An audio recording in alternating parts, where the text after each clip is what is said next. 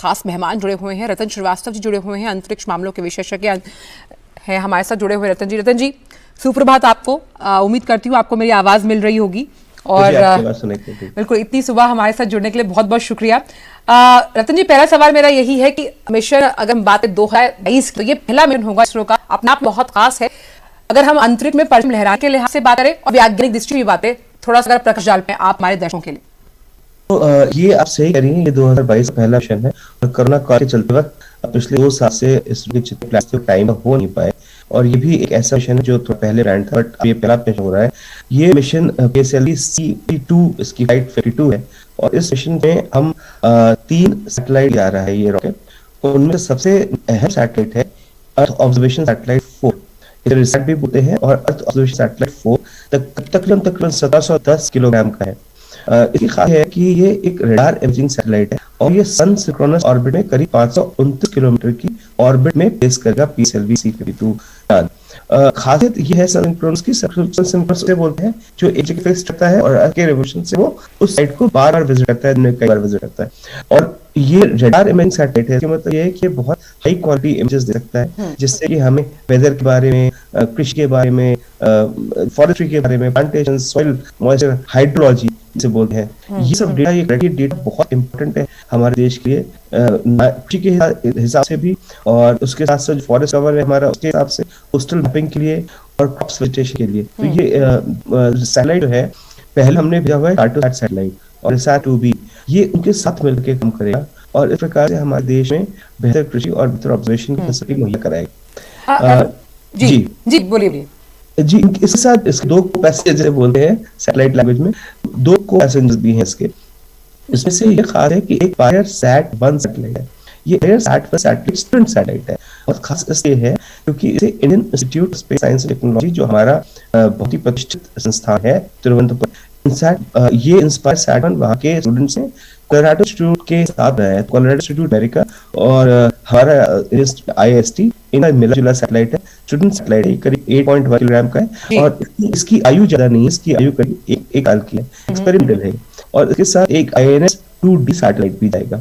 INS-2D satellite again experimental satellite है, करीब 17.5 kilo का और उसकी लाइफ उससे कम है, 6 महीने के, लेकिन ये एक कहना चाहिए एक टेक्नोलॉजी डेमोन्स्ट्रेटर सैटेलाइट है। ये इसलिए खास है क्योंकि हमारे पड़ोसी देश भूटान, जिसके साथ हमारे बहुत अच्छे संबंध हैं, उनके लिए हम ये एक एक्सपेरिमेंटल भेज रहे हैं, टेक्नोलॉजी डेमोन्स्ट्रेटर भेज रहे हैं, और ये टेक्नोलॉजी डेमोन्स्ट्रेटर जब जो हमें डेटा देगा उसके हिसाब से जो हमें मिले डेटा, चाहे वो सरफेस टेम्परेचर या उनकी भी वेजिटेशन और उनके क्रॉप्स और उनके फॉरेस्ट कवर का हो, उसके हिसाब से एक बड़ा सैटेलाइट बाद में बनाएंगे भूटान के लिए और वो भेजेंगे। जी बीच में आ गया। जी रतन जी, आपने अहम बात की कि EOS-4 की अर्थ ऑब्जर्वेशन सैटेलाइट 4 जो है ये रियल टाइम इमेज, यानी कि ये जो बात है वो काफी अहम कि कहीं अगर बाढ़ आई है या हम अगर ये जानना चाहते हैं भाई यहाँ पर वनों लेकर वृक्षारोपण को लेकर किस तरह के हालात है, तो रियल टाइम इमेजेस जो अपने आप में कोई फैसला लेने में, किसी भी राज्य के कोई नीति बनाने में काफी अहम अदा करते हैं, वो काफी अहम हो जाएगा आने वाले सालों में। और अगर हम तकनीक के लिहाज से देखें, जिसकी लगातार प्रधानमंत्री हमेशा कहते हैं कि तकनीक ट्रांसफर वो बहुत जोर देते हैं, उस लिहाज से भी उत्तम कदम। बहुत बढ़िया, बिल्कुल एकदम सही कह रहे हैं आप। और ये C-band का सैटेलाइट है और C-band का सैटेलाइट है, रडार इमेजिंग सैटेलाइट है, तो ये जैसे आपने से बोल के बाढ़ है, हाइड्रोलॉजी के ऐसे काम है, उसमें ये क्लाउड कवर अगर होगा तो उस कवर के थ्रू ये उस सैटेलाइट को देख सकता है। तो क्लाउड्स है या बीच में कोई बाढ़ें आ रही हैं, that is not an obstacle in giving you real time high quality images under all weather conditions. That is a very important aspect that must keep in mind. हमें क्योंकि साफ तौर पर समझने की कोशिश आपके जरिए कर रही हूँ कि जिस तरह से काम करेगा उसमें ये भी लिखा है कि वो भारतीय सेना है कि सशस्त्र सेना है, उनकी मदद ले भी कि आपकी जो देश गतिविधियां हैं उस पर कितनी कड़ी नजर रखी जा सकती है, कहीं कोई घुसपैठ नहीं हो रही, उस लिहाज से भी खासतौर पर ये सैटेलाइट काफी अहम रोल अदा करता है। किसी भी देश की जब हम अर्थव्यवस्था की बात करते हैं उसमें अंतरिक्ष जिस तरह से आप परचम लहराते हैं अपनी तमाम मिशन के जरिए, उसका रोल बहुत अहम जाता है।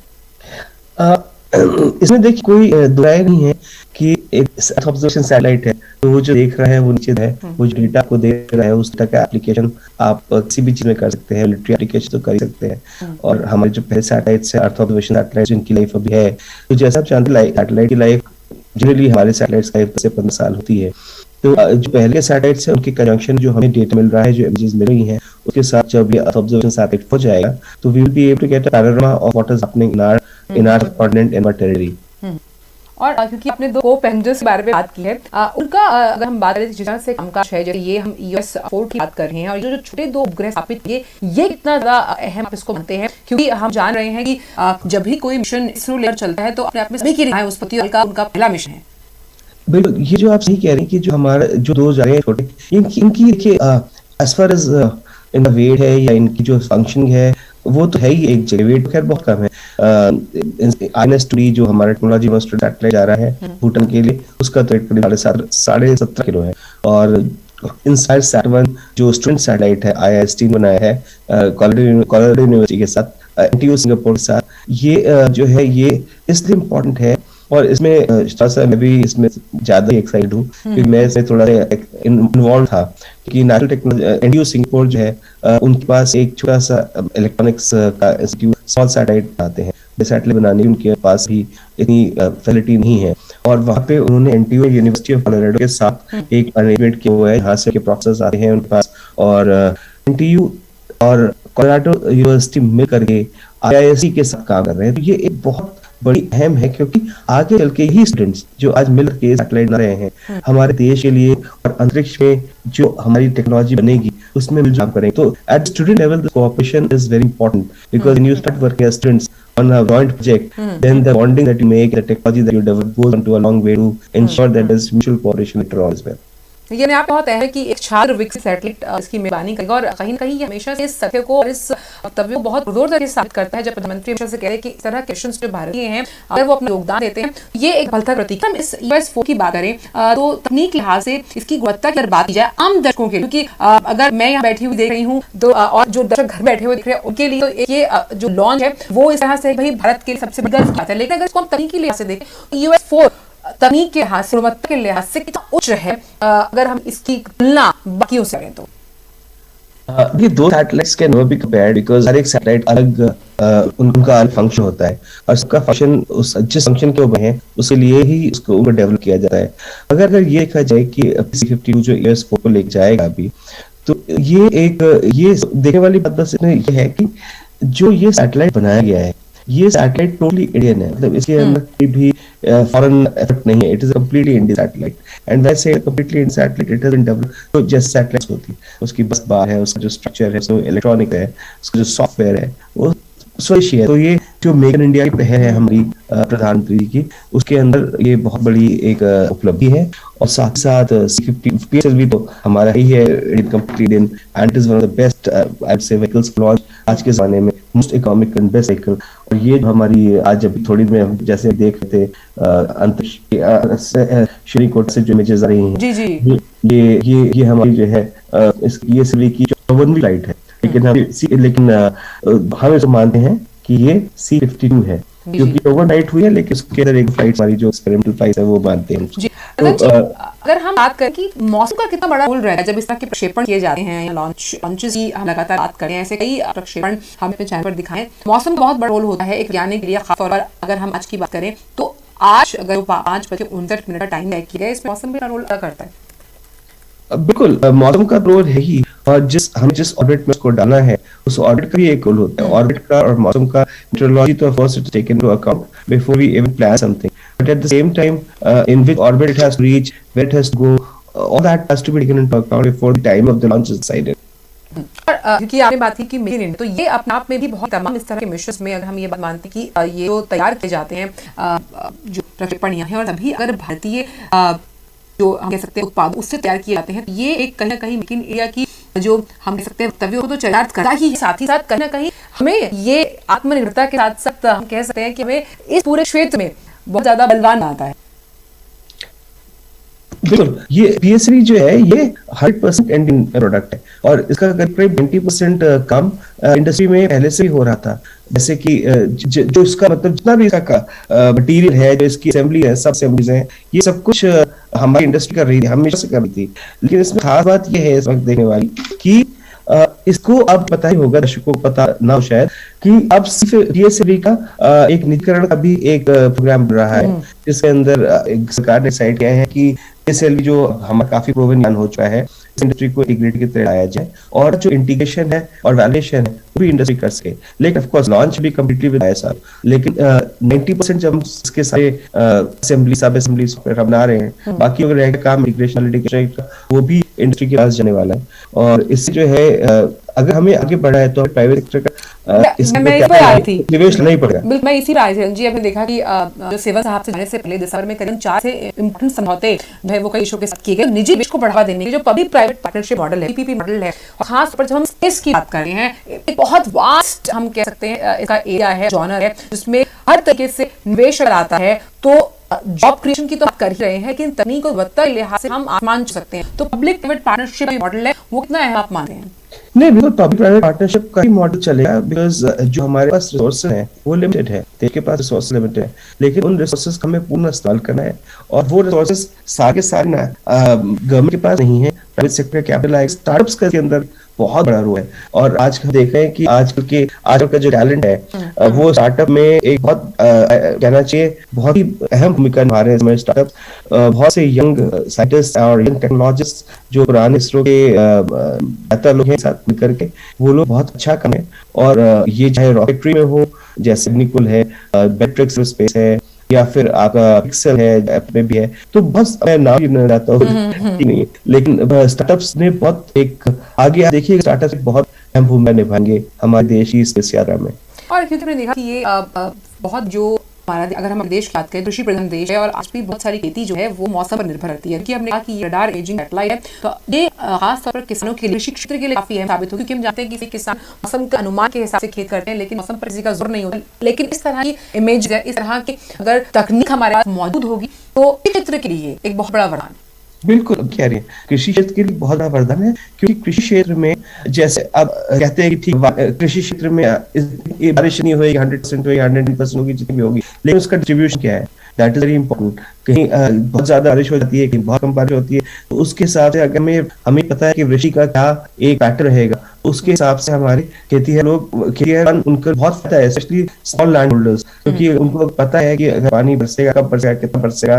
तो कृषि प्रधान देश होने के वजह से वो अपनी प्लान कर सकते हैं, सरकार भी प्लान कर सकती है, और आप स्रोत इरिगेशन के लिए सकते हैं, वानिकी के लिए बहुत इंपॉर्टेंट है, क्योंकि फॉरेस्ट कवर ये आज जो हमारा एनवायरमेंट का सिचुएशन के हिसाब से फॉरेस्ट कवर के लिए भी बहुत इंपॉर्टेंट है। और अगर टाइम पीरियड की बात करें तो साफ तौर जो सैटेलाइट है दिन रात काम करेगा, कि एक पर्टिकुलर टाइम पीरियड नहीं कि भाई आज 5 महीने पे काम कर फिर नहीं करेगा। तो कहीं ना कहीं ये भी बहुत अहम हो जाता है कि रियल टाइम इमेजेस जब फूड की बात कर रहे हैं या हम बात कर रहे हैं वृक्षारोपण की, मौसम के साथ साथ जहाँ बाढ़ उसके नक्शे आपको रियल टाइम पे लेंगे, तो टाइम लिमिट क्योंकि नहीं है तो आपके काफी हो जाता है। इन सब जो दिक्कतें हैं जिससे हर कोई देश जूझता है और तकनीक के लिहाज से वो उसको कवर अप करके इसके लिए आगे बढ़ना चाहता है। जी बिल्कुल।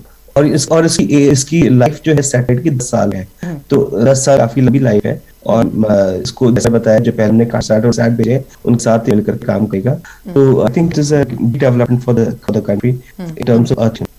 और अभी क्योंकि हमने कहा कि दो को पैसेंजर्स में एक पैसेंजर को आईआईएसटी के जो छात्र हैं उन्होंने वैश्विक यूनिवर्सिटी के साथ मिलकर तैयार किया है। यहाँ पे दिखाता है जब हम तकनीक की बात करते हैं, नवाचार की बात करते हैं, निवेश की बात करते हैं, आउट ऑफ बॉक्स थिंकिंग की बात करते हैं, कि जो भारतीय बच्चे हैं या भारतीय छात्र हैं जो इस अंतरिक्ष यानी कि स्पेस में आगे जाना चाहते हैं, उनके लिए कोई हरमान है स्पेस सेंटर, हम स्पेस की बात कर बिल्कुल। और आईआईएससी एक इतना अहम इंस्टीट्यूट है, एक सरकार की अच्छी पहल है। आईएसआर ने एक्चुअली सरकार तो सही है, लेकिन आईएसआर की पहल है। आईएसआर ने आईआईएसटी को एस्टैब्लिश किया, और ये एक आईएसआर के लिए फीडर इंस्टीट्यूट नहीं है, लेकिन आईआईएसटी के छात्र बाहर जाकर के भी विदेश में बहुत अच्छा काम कर रहे हैं और अपने देश का आगे बढ़ा रहे हैं। और ये भी सही है कि आज से 4, 5, 6 साल के बाद इसमें जितनी अपॉर्चुनिटी नहीं है, अगर उसके लिए हमारे पास अपने देश में आईआईएसटी जैसा प्रतिष्ठित संस्थान न हो, तो ये आगे चल के टैलेंट मैनेजमेंट के हिसाब से बहुत बड़ा चैलेंज हो सकता है।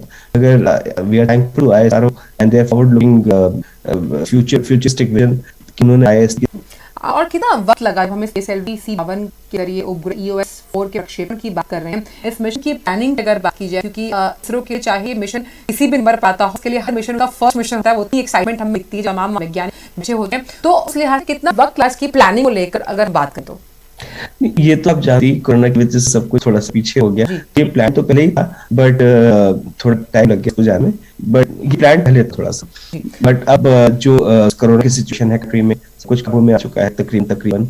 और सोमनाथ जी जो अदारों के चेयरमैन है, वो बहुत रॉकेट के बहुत पुराने साइंटिस्ट और ज्ञाता हैं। उन्होंने काफी टाइम लगाया है रॉकेट टेक्नोलॉजी डेवलप करने में, और उन्होंने बहुत समय निकाला है विक्रम साराभाई इंस्टीट्यूट में भी। तो I think many more satellites going up in the next few months on PSLVs and PSL also. कि आपने कहा कि आग में हम ऐसे 2022 में इस तरह की लॉन्चिंग्स के हम प्लानिंग देख सकते हैं। अगर बात की जाती है इसरो की, तो क्या जा सकता है कि जो कई मानक होते हैं किसी भी लॉन्चिंग के लिए, तो और मानदंडों को ध्यान में रख लॉन्चिंग की जाती है, तो इसरो के लिए वो मानदंड या फिर वो मानक क्या रहते हैं इस तरह की बड़ी और कह सकता हूँ कि तकनीक के लिहाज उच्च गुणवत्ता वाली लॉन्चिंग के लिए? इसरो के लिए, जैसे आपने पहले भी बोला, every launch is the first launch. And जैसे आप देख रहे हैं सोमनाथ जी चेयरमैन ISRO बैठे हुए हैं और बिल्कुल बेसब्री से इंतजार हो रहा है लॉन्च का। तो उनके लिए हर एक लॉन्च आप देखेंगे चेयर पे जो is the same as the first launch. So तैयारियां तो बहुत हो रही हैं, क्योंकि PSLV को आप अलग से लेकर के आते हैं, उसको फिर श्रीहरिकोटा में आके जोड़ते हैं, लॉन्च पैड लेकर के आते हैं। बहुत सारे मैं मतलब बताना है छोटे से समय संभव नहीं, बहुत सारे चेक्स होते हैं, उसकी वैल्यूएशन होती है। और बहुत अहम कह रहे हैं, हर किसी के लिए बहुत अहम है। लेकिन आप रतन जी हमारे साथ जुड़ रहिएगा। अब हम अपने दर्शकों को सीधे चल रहे हैं जहां सतीश धवन में कुछ देर में PSLV C-52 के EOS-4 का प्रक्षेपण होने जा रहा है। जुड़ रही है हमारे खास पेशकश के साथ।